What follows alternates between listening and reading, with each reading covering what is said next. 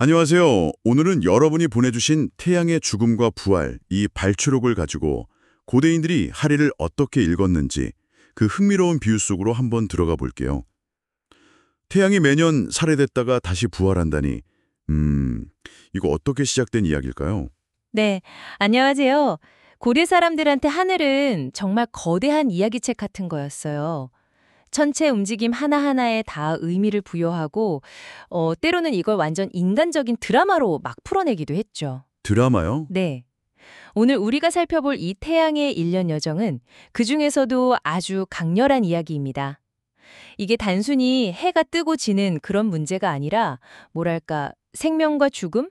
그리고 다시 살아나는 부활에 대한 어떤 깊은 생각이 담겨 있어요. 와, 진짜 흥미로운 접근인데요. 그럼 이 장대한 드라마, 태양이 죽는 장면부터 한번 볼까요? 어떻게 태양이 점점 힘을 잃고 쓰러진다고 그렇게 묘사가 되나요? 그 자료에 보면요.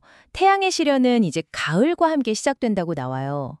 고대 기준 혹은 점성술 기준으로 보면 10월에 천칭자리, 11월 전갈자리, 그리고 12월 사수자리. 아, 그 별자리들이요? 네. 이 별자리들이 차례대로 태양을 공격한다고 본 거죠. 태양이 점점 남쪽으로 기울면서 힘을 잃잖아요. 그 과정을 마치 전투에서 막 지는 것처럼 그린 거예요. 10월, 11월, 12월. 그러면 공격 강도도 좀 달랐겠네요. 점점 더 세게 맞는 것처럼요. 맞습니다. 10월, 그 천칭자리의 공격은 비교적 가볍게 시작하는데요. 11월 전갈자리를 지나면서부터 태양이 눈에 띄게 힘이랑 영광을 잃어가요. 아, 점점 약해지는군요. 그렇죠. 그리고 결정적으로 12월 사수자리가 쏜 화살에 맞아서 쓰러진다 이렇게 표현이 됩니다. 그래서 마침내 12월 23일쯤 동지점에 딱 이르면 태양이 가장 낮은 고도에 머물면서 죽음을 맞이하는 걸로 비유가 되는 거죠. 그게 바로 1년 중에 낮이 제일 짧아지는 그때군요. 네, 바로 그 천문학적 현상하고 딱 연결시킨 겁니다. 이야, 단순히 해가 짧아지는 자연 현상을 넘어서 무슨 우주적인 존재가 비극적으로 몰락하는 것처럼 해석했다는 게 진짜 인상 깊은데요. 그럼 점성술에서는 이 죽음의 시기, 이걸 어떻게 설명하나요? 태양이 제일 약해지는 동지점 있잖아요. 그때가 이제 염소 자리에 해당하거든요. 염소 자리요? 네, 근데 고대 점성술에서 염소 자리는 큰 불행을 가져온다고 여겨진 토성의 집이었어요. 여기서 집이라는 건 특정 행성 영향력이 가장 세게 발휘된다고 믿었던 그런 영역을 말하는 거고요. 아, 토성의 집. 토성이면 그 시간의 신 크로노스 아닌가요? 맞아요. 시간의 신 크로노스이기도 한 토성은 종종 그 낯을 든 모습으로 그려지잖아요. 그래서 죽음이나 쇠퇴 이런 걸 상징했죠. 아하. 그러니까 태양이 염소 자리에 들어선다는 건 곧 죽음의 영역, 다시 말해서 토성의 영향력 아래 놓이는 걸로 해석이 된 거예요. 천문현상에 이런 점성술적 의미가 더해지니까 이야기가 훨씬 더 극적으로 변한 거죠. 그렇군요. 죽음을 맞이한 태양은 그럼 어떻게 돼요? 이야기가 여기서 끝나진 않겠죠? 네, 맞습니다. 비유적으로 보면 태양의 시신은 밤 동안에 염소 자리, 물병 자리, 물고기 자리 같은 겨울 별자리들이 서쪽 하늘 너머로 옮겨서 매장한다 그래요. 매장까지? 있어서 이게 또 죽음 속에서도 꺼지지 않는 부활의 희망을 상징한다고 봤어요. 아, 죽음 속에서도 희망의 씨앗은 남겨두는군요. 꼭 자연의 순리처럼요. 그럼 이 희망은 어떻게 현실이 되나요? 부활은 언제 어떻게 시작되는 거죠? 태양은 이제 봄이 시작될 때 춘분을 기점으로 서서히 부활의 기지개를 켠다고 봐요. 4월의 황소 자리, 5월의 쌍둥이 자리를 지나면서 점차 고도를 높이고 힘을 회복하는 거죠. 마치 긴 잠에서 깨어나서 기력을 되찾는 영웅처럼요. 그럼 완전히 부활해서 그 영광의 정점에 서는 건 언젠가요? 결정적인 순간은 여름에 찾아옵니다. 6월 개자리에서 태양은 하지점에 도달하면서 하늘 가장 높은 곳에 오르고요. 아, 가장 높이. 네, 그리고 7월 바로 사자자리의 도움으로 완전한 힘과 영광을 되찾는다 이렇게 묘사가 돼요. 이때 태양이 제일 뜨겁고 밝게 빛나면서 세상을 비추는 거죠. 사자자리가 진짜 중요한 역할을 하네요. 뭔가 태양을 그 절정으로 확 끌어올리는 조력자 같은 느낌인데요. 정확합니다. 특히 사자자리는 태양을 하늘 가장 높은 곳, 그러니까 여름의 절정으로 끌어올리는 그 강력한 힘을 사자의 발톱이라고 비유하기도 했어요. 사자의 발톱이요. 네. 그래서 고대 이집트나 페르시아 같은 문명에서는 이 사자 자리를 태양의 힘, 그리고 왕권의 상징으로 굉장히 중요하게 여겼습니다. 심지어 태양의 유일한 집이라고 부르기도 했어요. 오, 유일한 집이요? 왜 그렇게까지 불렀을까요?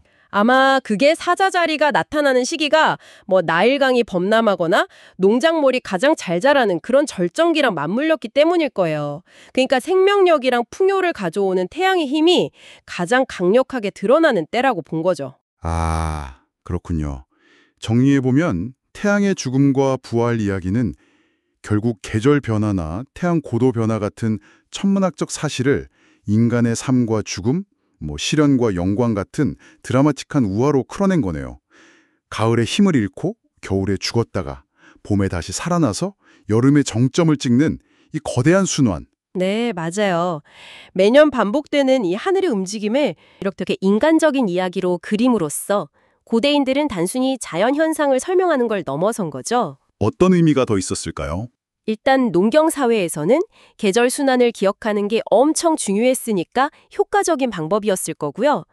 뿐만 아니라 죽음 이후의 부활이라는 어떤 보편적인 희망, 그리고 순환하는 우주 질서에 대한 철학적이고 도덕적인 교훈까지 담으려고 했던 것 같아요. 이 우화 자체가 지혜를 보존하고 또 전승하는 되게 중요한 방식이었던 셈이죠. 정말 깊은 의미가 담겨 있었네요. 오늘 이 이야기를 들으신 여러분은 어떠셨어요?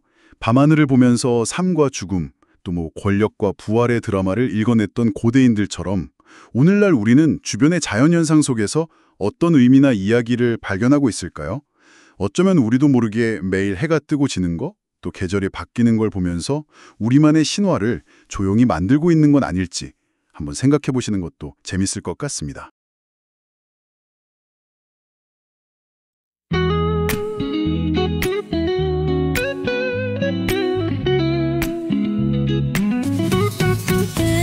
세상에 홀로 서 있네 나 혼자인 듯해 나 떨고 있어 모든 게 낯설고 두려워 내 자신을 찾지 못해 방황하네 하지만 눈을 감으면 우리는 하나라는 걸 알아 마음속 세계로 들어가면 영원과 하나 되어 평화를 찾아 존재의 벽을 허물고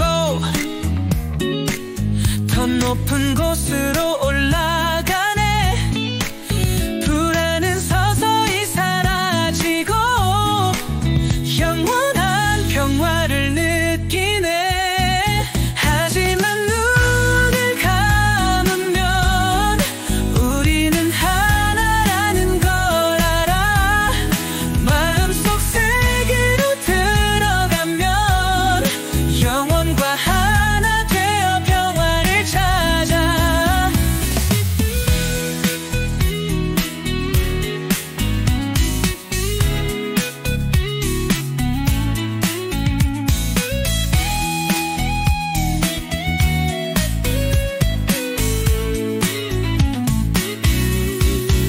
존재의 벽을 허물고